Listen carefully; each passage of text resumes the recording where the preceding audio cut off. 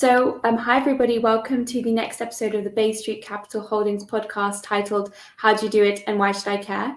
This series aims to highlight women doing amazing work in various industries. So today we are so lucky to be joined by Eunice Nyandat, who is the founder of MBM based in Nairobi, Kenya, which is an organization that educates people about startups. So Eunice, do you want to introduce yourself? Thank you. Hi, everybody. My name is Eunice Nyandat, and I am the founder of MBM Africa, as Laila said. And MBM Africa hopes to help young people in Africa commercialize ideas. They have great ideas, but have no entrepreneurial backgrounds. So we help them find legs for those great ideas and go towards building MVPs and then towards building minimum viable companies to then be mainstay brands, and hopefully one day an icon or become a unicorn too. We've got a couple coming out of Africa right now, and we hope to build more. That's really awesome. Yeah. So I guess my first question following on from that is, what inspired you to join this industry and work with so many young people and educate them in startups? As working as a product developer and product manager for a cybersecurity product, and I honestly am an engineer at heart, and I love working with machine people and me down. I do better with machines, let's just put it that way. And the thrill of putting together a product and putting the product to market just got me excited in turning into an entrepreneur. And then I got a sting into doing my own, creating my own company, and that got me excited in also doing this for other companies, helping them put their products to market. And working with startups, it's fun because not only am I helping them bring products to market, I see them grow. Now, going towards helping African founders get their products, I saw that struggle there. It just gets me excited getting them to visualize, build vision, build value, then go from there and champion that along. So that's what gets me excited. That's really awesome to hear. And you mentioned the startup sphere is quite new in Africa. So I guess, are there any challenges that you've experienced while trying to sort of pursue your dream to help these people? Yeah, of course. The ecosystem is not as developed as the rest of the world. We don't have the resources the rest of the world has, the robust investor network, the robust resources that startups here would have, even the marketplace being as developed and having access to the tools like data or financial vehicles to go on and utilize them to grow your business. So we're building those. So there is those infrastructural things, even policies. We don't have those regulations. Well, we're actually very happy not to have the regulations. I'm sure. Because now we get to work with government to build those regulations to suit us and actually make sure they work with us. But yes, so having the ecosystem that works for the startups is not there. So it's now being built. So the hubs, the accelerators, incubators, and then the investors that will come then, invest in those brilliant ideas. And now getting comfortable investing in startups in Africa, it's slow but sure, but it's getting there. We're getting billions invested in Africa now, so we're excited about that. Wow, that's really encouraging to hear, and you're doing such an amazing job. So I guess my next question would be, what have been the best resources that have helped you along the way? Oh, let me just say thank you to the internet, because those that have gone before, Silicon Valley, the EU startup world, have gone on to share knowledge and, create content that the rest of us can go borrow from and use to build our startups. If it's customer discovery, development, go-to-market strategies, and even the creation of, like, say, Y Combinator, Save document to help us work with investors and structure investment vehicles. Those that content and that knowledge helps us then be it some our own or we incorporate that. So it's great that it's there. The internet has been great because even then we create content on our end that the rest of the world get to see. In addition, we have participated in competitions that are global, that then our startups, the rest of the world can see what African startups are up to. That's awesome, and I definitely think that the internet's been a great resource even. Absolutely. Amazing. So you mentioned you were coming from sort of an engineering background, but then you switched to sort of the startup world. So are there any lessons that you wish you would have learned before starting in this industry? Yes, I wish I had the resources that I provide the startups, because if I had those resources, I'd probably be further on. So I think I'm learning alongside them. So, for example, when we do we do a class on customer development, discovery, validation, I'm learning alongside the startups, right? So I bring a speaker on, and they're talking about creating an MVP or developing an application. I'm learning alongside our startups, right? So I'm bringing in the tools I wished I had when I was starting out, right? So I understand product development, I understand product management, but the putting together of a company or putting together a team, those are still new to me. Creating operations and processes around my business are still new to me. So are to the young founders that I come across. They're young. Some of them as young as 17. So they don't know anything about operations. And the person at home has worked in government or has worked as a teacher. Really does not have entrepreneurial skills, so there's nobody to learn from. So we are learning from YouTube and learning from the esteemed speakers that come to our events. That's amazing, and you're just doing such amazing work, so that's good to hear. Thank you. So I guess this can be more of a general question over your whole career, but what would you say is your biggest failure, and what did you learn from it? Oh gosh, I failed so many times.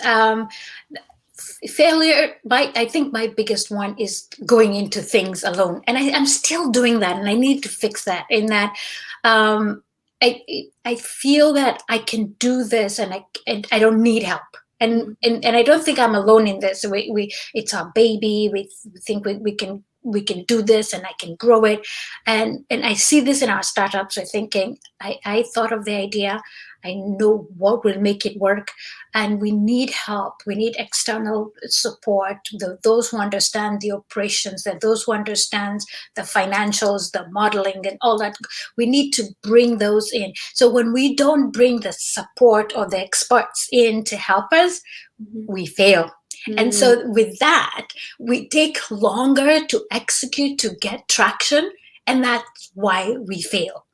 So I think I've failed in getting traction or moving forward or getting my idea across. And it's several businesses before this one that have failed because I didn't do that. Ask for help. Yeah, I think that's especially relevant in the startup world because you do need the help of other people championing you on, Yep, absolutely. So I guess my next question would be, what advice would you give to someone who is to pursue a career similar to yours? Oh, be open, be receptive, and ask for help. Please do not be embarrassed to ask for help. And you're not being stupid. Don't be afraid to look and to ask, because you learn more. You don't know what that person knows, and you don't know what windows or doors that person can open for you. Because what I learned is it will take you longer to discover things if you try and do it yourself, as opposed to if I asked you, Laila, hey, how do you do this? And then you go, oh my God, you should try this and this and that. And they'll open other doors to you, which would be totally amazed. You'd be totally amazed as to what those, what Laila has and knows, and what rabbit hole you might wind up in and learn. So it's amazing when you ask for help. Just go ahead and ask, because you I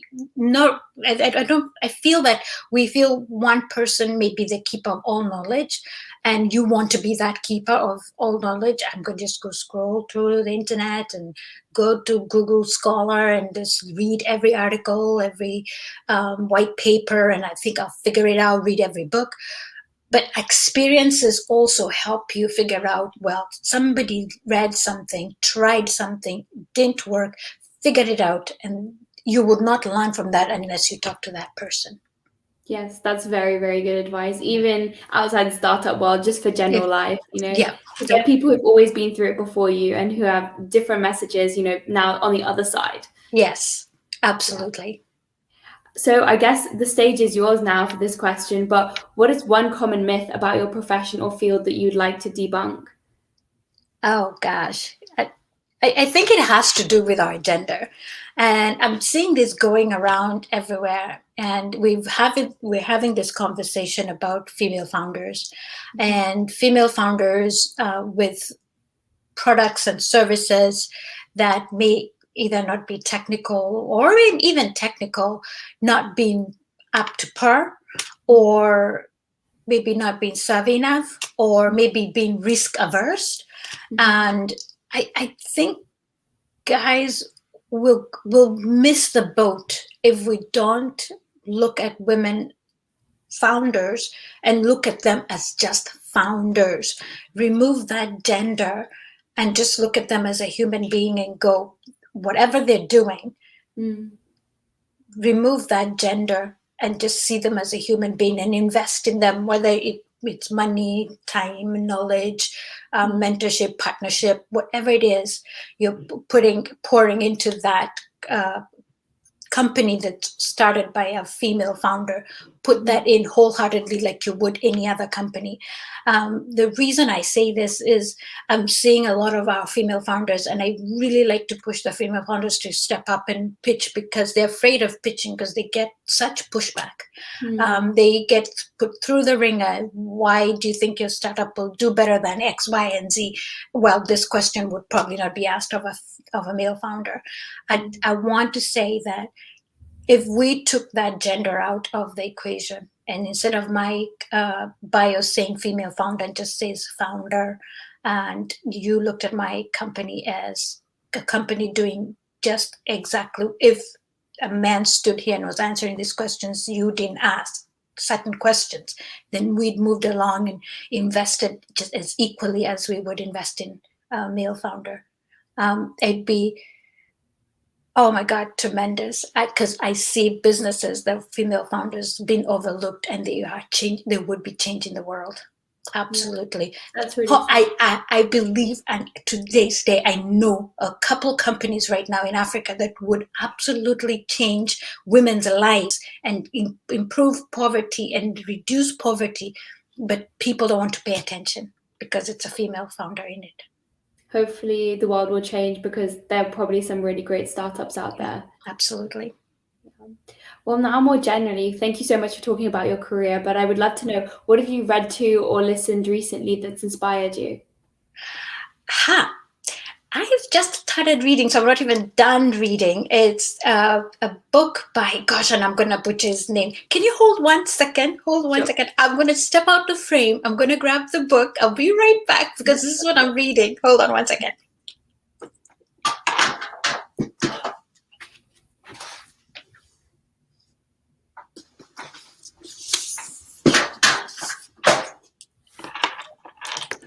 Oh, okay. So this is what I'm getting started on.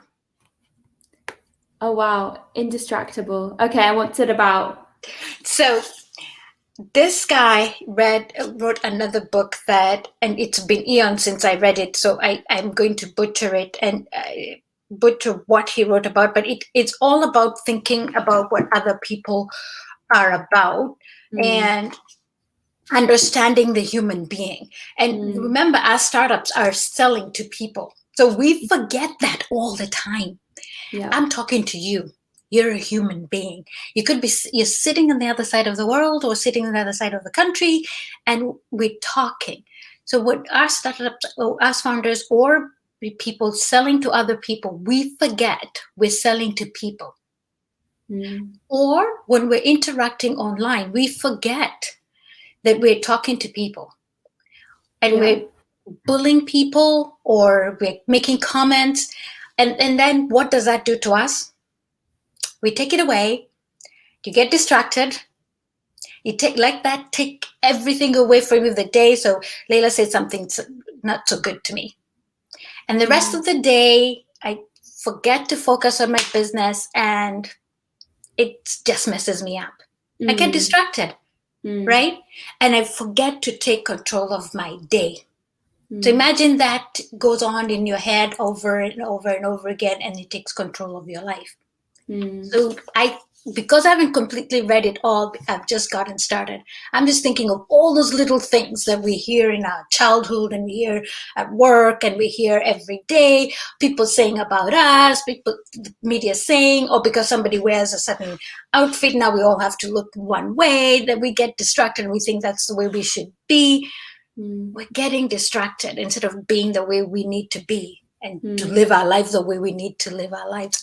I think that's what it's about. I'll read, and maybe I'll let you know what it's about completely. That is honestly, that's such an important message. And I think we forget that because we're so surrounded by social media, the internet, and we are connected with people. Yes. But at the same time, we're just so distracted. Yeah. Oh, it's so distracting. It is. And, I've done this thing. I got on TikTok, and I shouldn't have, because TikTok just takes away your hours and hours. And I'm like, oh my God, put it down, get away, go back, do your work. You got a client that you got to, do this for. So yeah. So think about how that takes away from what you need to do. What you need to do. What you need to be creating, right? You've set goals, and you've now taken an hour away from achieving those goals. So I say to myself, 5 more minutes. It's 5 minutes taken away from what I could be achieving from my goals. Yes, that's one way to think about it for sure. I'll definitely be spending less time on TikTok now. Me too. Me too. Yes. So in terms of your journey in your life, I guess, who are the 3 people who have been the most influential to you? My mom, a mentor of mine, and she's not an official mentor, because it's not like we had to sit down and say, hey, mentor me, but it's Ramana Mitra, and she mentors startups around the world. And my ex-boss, who gave me my first job at tech company, that my first tech job, by the way, and she gave me the chance to be a tech person when I didn't have the skills, and it was awesome. That's really nice. When someone believes in you, I guess that's really, really nice. Such a good feeling. Yes, it's an awesome feeling. And remember that women, we always have this imposter syndrome where we're like, don't look over here. I'm pretending to be a tech person, and I know what I'm doing. But until you're super sure that you know what you're doing, and we know what we're doing, it's just that we need validation that we know what we're doing. And I don't know who needs to validate us, but that validation never comes until you feel it in yourself, that you've got it. And you have to affirm yourself each and every day that I know my stuff. I get down every day and I do my stuff, and my customers and my peers say, hey, Eunice, you know stuff. So yeah, until you I don't think it ever really goes away, because I see this conversation going on every day, and I'm asked to talk about imposter syndrome. But you have to keep working at it, and it's a self thing. It's not somebody who's going to come and say, hey, Laila, you're the bomb at this thing. You got this. You still doubt yourself, but you have to affirm yourself. No, I feel that. And I think it's easier said than done, but there's always a reason as to why you were hired or why you were picked for the role. It's because you have the skill. So I guess, but have faith in the person that hired you or picked you to do this. Absolutely. Absolutely. And then just to round off our conversation, going full circle, but any advice that you wish you gave yourself at any stage in your life? Do not be afraid. Do not be afraid. What are you afraid of? Don't be afraid. I remember my first computer, and I said, I want to do this. And I remember I'm originally from Nairobi, Kenya. And I came to the States to study hotel management, and I wanted to be in hotels. And I still do. I love hotels. I love the whole vibe of the hotels. But then I got my first computer, and I'm like, crap that. I want this stuff. But I was so afraid because I didn't see people like me, a girl that loved computers. Never you mind that at 9 years old, I used to help my dad fix the TV. I knew what a capacitor was and transistors was, and I knew how to solder and all that good stuff. And I was great at physics, but still, when I looked around, I didn't see people like me working with computers. Well, they were hidden, but they were there. But I still went at it, and I was afraid, and I still went at it. But if I could tell myself then, I would have gone full on. I, did one of these trying to get into computers, but I'd tell my younger self, go for it. Yes, and I think everyone should take that advice. Don't be scared. Just go for it. If you make a mistake, you make a mistake, but go for it. Go for it. Perfect. Well, thank you so much for taking the time to speak with me today, Eunice. It was absolutely lovely to hear your story and to hear the amazing work that you're doing with people in Africa, especially in the startup world. Thank you so much. Thank you so much for having me. Thank you.